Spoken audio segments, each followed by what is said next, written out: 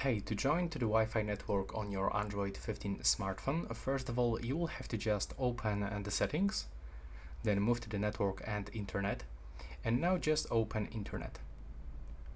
And first, you can quickly connect to previously connected network by just selecting. As you can see in my case, I already input the password and everything is fine.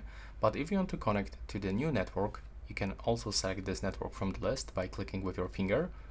And now you will actually get this screen where you have to actually input the password. I can highly recommend you to click here to show the password and now tap right here on the password pool, and you will be able to see every character that you are actually inputting. If the password is correct and you click here, you will be connected. In my case, the password is actually not correct, so you will actually get this information to check the password and try again. So to do this, you can just click here and input the new password.